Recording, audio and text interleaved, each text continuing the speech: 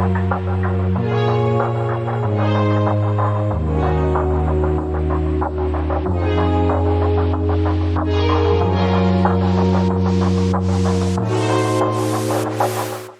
name is Nicole Sorensen, and I am a board-certified behavior analyst as well as a clinical supervisor at Genesee Community Services.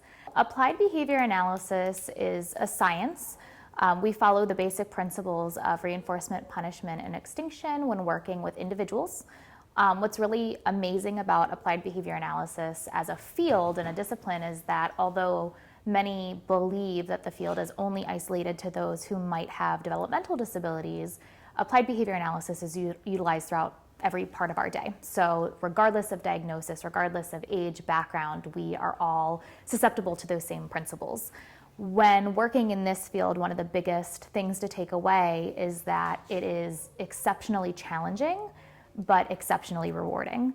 And again, whether I had worked with a 2-year-old with an autism spectrum diagnosis or a 36-year-old with traumatic brain injury, we're still applying the science and making positive, socially significant changes. And that's, one of the biggest takeaways of what we do every day. At the start of our sessions with Wally, one of the things that we always want to make sure we're doing is including every opportunity for independence.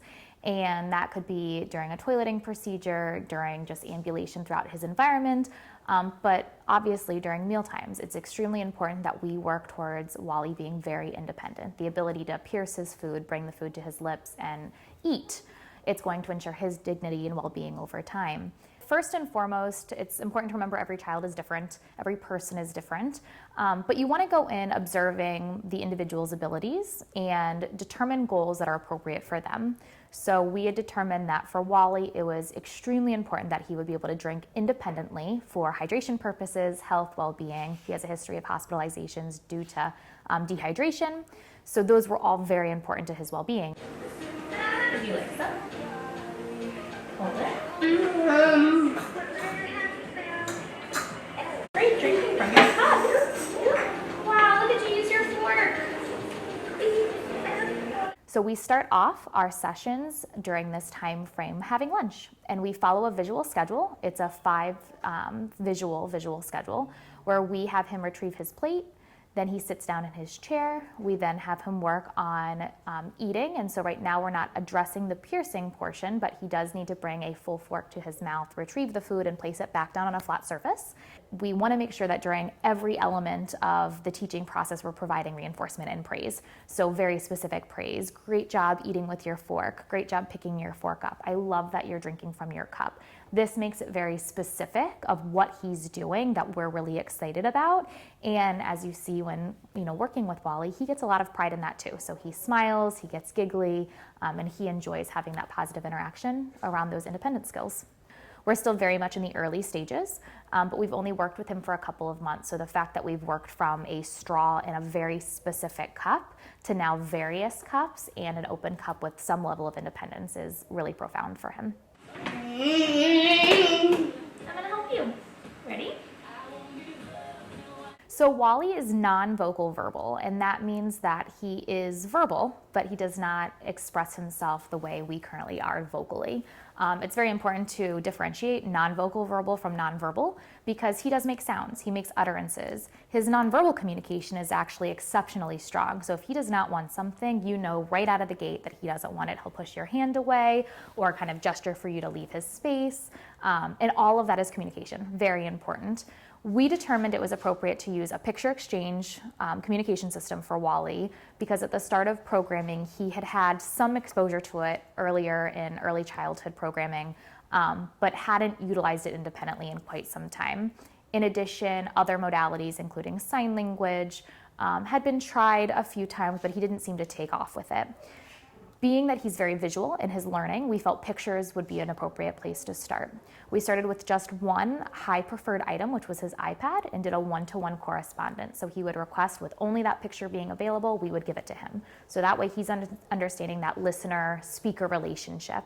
From there, we were able to work on various images in categories like play, eating, drinking, as well as places and people. And so now he's able to discriminate, see across multiple pictures, really attend to it, and then make a meaningful choice based off of what he actually wants.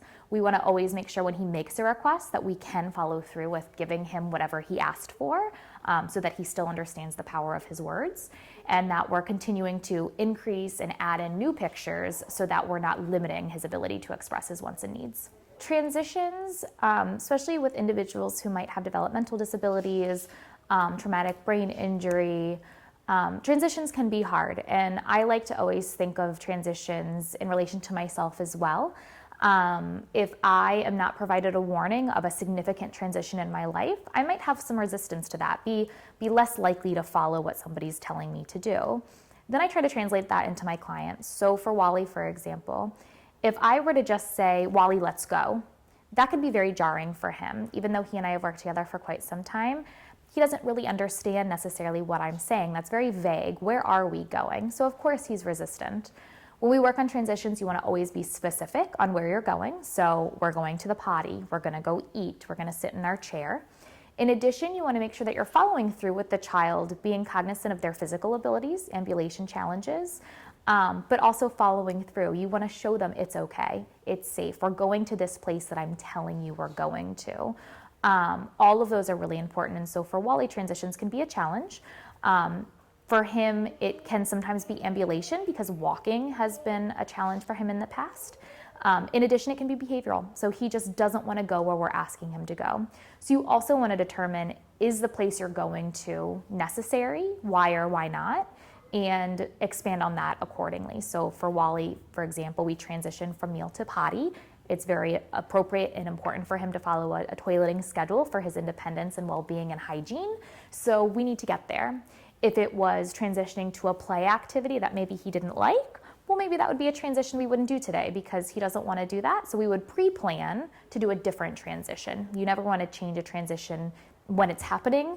You would change it prior to having started it in the first place. So one of the things we always want to make sure we do is we never are punishing an individual for doing something that maybe isn't desired in that moment. You would redirect to something that's appropriate, that is what you're wanting to teach them in that moment. So, for example, when Wally transitions, he goes to the ground. I'm not going to immediately get down there and lift him up and try to get him where I'm going. I'm not teaching him anything in that moment. I'm just simply saying, well, you didn't do what we asked to do. I'm bringing you there. Instead, you remain calm. You take a few seconds. You might restate that, request again or give them a reminder of where we're going next, and then assist them and making sure that during that entire process, you're positive, you're being very specific on where you're going, that level of praise that you're providing, and following through. Follow through is so important regardless because it also gives your client a sense of trust that when Nicole says we're going to the potty, we are going to the potty. I'm not going to change my mind and go, nope, we're actually going to go over here and do work, or we're going to do something else that's a little bit different and might be upsetting for you. There's a couple of things to always consider. One is, like everyone, we feed off of one another.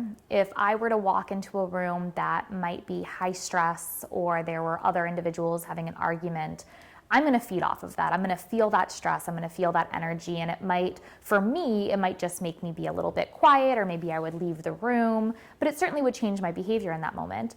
Our clients are the exact same way. So if you come into your session in a bad mood or having had challenges outside of work, it's very important that you leave it at the door. I have found over the last 13, 14 years that it becomes easier over time to do that.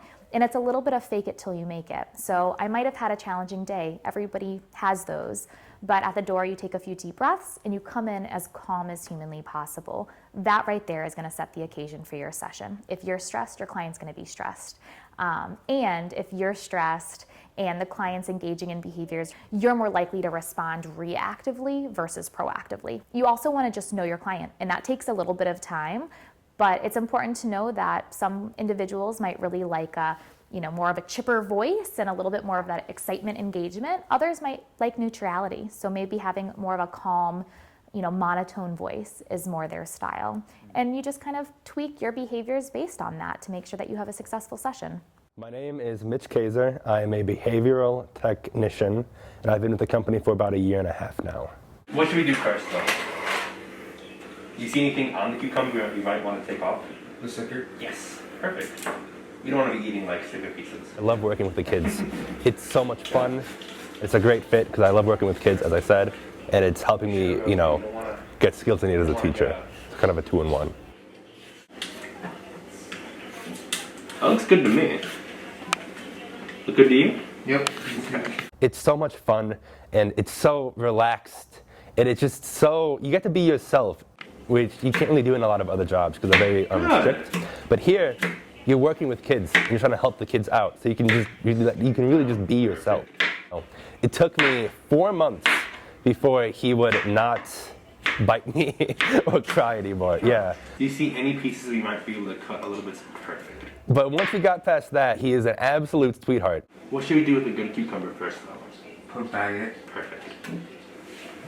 But it just took patience and time. The days that I want to quit or have thought about like, I can't do this anymore, the next day I show up, the kid's there, smiling, and he might have like painted me a picture or been like, "Hi Mitch, great to see you." And I'm like, okay, I know why I do this. Just to see them smile and like look forward to seeing me. If you love working with people and you've got the patience, it'll definitely work out well. My name is Brianna Shu. I've been working at GCS for over 5 years-ish now, 5.5. Hi, I'm Kristen Kimsey. I've been here about the same, and I just really like working with the kids. For my client in particular, we have a schedule program where I sit with her in the beginning of session usually, and we make a schedule. And the schedule helps her to understand what items need to be prioritized on her schedule, what items are more important than the others, and also it helps her understand more time management skills as well. She sometimes will have to tell me how long she thinks a certain activity or her homework assignment is going to take her, and then we'll put that on her schedule with a time, say homework 15 minutes, clean bathroom 10 minutes, something like that. And when my timer goes off, we'll check in and we'll see how she's doing, and then we'll see if we need to adjust time or anything like that. We usually we'll start with chores or shower, and then we kind of move more into the fun things. Like I know he has baking on his schedule, and then usually at the end we'll do like a shower, but he does get distracted really easily, so sometimes things take a little bit longer than they should. This was one of my most aggressive houses. Yep. I would come here and I would either be threatened to be ninja kicked, chairs would be flying around. We were in her room and she was full ninja about to karate kick me. And her mom had to come in and step in with me and be there with me, because at GCS we're hands off. It's blocking and that's it. So oftentimes I think it scares other therapists too when kids get aggressive with you, because they're like, well, what am I supposed to do? Yeah. You talk to the parents, you talk to your seniors, and there's usually a plan. Eventually we were able to calm her down enough, because at that peak escalation, talking to your kid sometimes is just adding to the problem. So most times it's best to just be quiet, let your kids know that they're in a safe space and that it's gonna be okay. And then once they start de-escalating themselves a little bit, then you can reach in and start those intervention plans. We worked through many different types of coping skills, breathing exercises, meditation. We had many different BIPs, or behavioral intervention plans, where we would go through and do different kinds of chores, different consequences, and then eventually we can get to, why are you upset? What happened? Through it all, we would find things that worked, find an avenue that worked, stick with it, with my client in particular, and then we are to where we are today. She can actively recognize when she needs help, go through like a breathing exercise with me, can verbalize most of the time when she needs a break. When we first started, absolutely not. There's no way they would have been able to sit next to each other. And It used to last a couple minutes, and then it'd be like, okay, we're done for today. Yes, we would pick short games, or we wouldn't finish games because there would be property destruction, like pieces flying, a constant arguing about rules. Whereas today, we're able to kind of be observers and kind of help coach them through the game. Previously, we would have to sit, play the game with them, and kind of more micromanage. Yep. Accepting No is a cooperative program where clients ask you for something and you just tell them no. Mm-hmm. And they have to learn how to accept it. We start off small with small things. You know, can I go outside? Not right now. No, not right now. You can go outside later. Or you cannot go outside right now. We can go outside in 5 minutes. And then progression of that would be like, no, absolutely not. We cannot go outside. Mm-hmm. And just flat out no. And then they learn how to accept no, and then maybe ask for other things. If I can't go outside, can I play a game? Yeah, absolutely, we can play a game. The best advice that I could give is ask questions and stay in communication with your staff. Mm-hmm. Stay in communication with your senior therapist, with your clinical supervisor, and even talk to your coworkers. Yep. Because see what worked. Yes, see what works. See what works for me. And we have team meetings sometimes with some cases where you can actually sit with your coworkers and ask them, hey, every time I do an accepting no, I get hit with like a ton of backlash. How do you handle it? And then you guys can share ideas. Like, our job is so fun. And yes, sometimes it's hard, but like the hard days don't really matter when you are working with a kid and then they're just laughing and like enjoying life. And you know that they're there and that they're safe and that you're there to help them if anything, if they need anything. So my name's Chelsea, and I am an ABA senior therapist. I've been working with Ben in March it'll be 2 years, so we're probably at about 1.5 years of working together. Really, when it comes to touch, specifically with Ben, it really depends on where his sensory needs are that day. So today is the day that he has higher sensory needs, which you can kind of hear with his vocalizations, his hand movements. And so sometimes he will seek out that touch himself by giving me his foot or legs that he wants to be squeezed. So sometimes we can go off of Ben's gestures just like this, where he's looking for squeezes. And other times it's really us seeing where he is sensory-wise and noticing that he might need some of that deep pressure to help calm and relax his body. More. Oh, quiet voice. All right, Ben, I want to see you. He is nonverbal, and so we do a lot of communication with him through textbooks, core words, yes, no buttons. And so that's really our main focus with him, is to push that communication so that he's eventually independent and able to communicate with others. And then we just do some basic daily living skills programs. So we worked on shoe tying today, identifying common words that he might use for communication and things like that. It's just really building that rapport with him. So doing things that are fun and silly.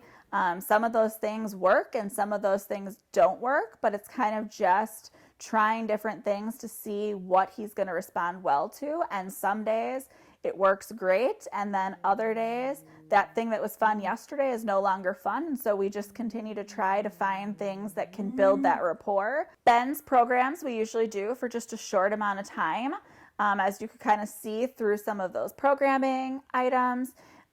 It's harder to keep him focused for longer periods of time, and so for us it's the quality of that work that we're getting. And so I'd rather do a short work set with him and have him focused and really learning, and have more breaks, and then we can do kind of that back and forth between work and play to keep his focus there during work sets. My advice to any staff starting out is that it's a great job.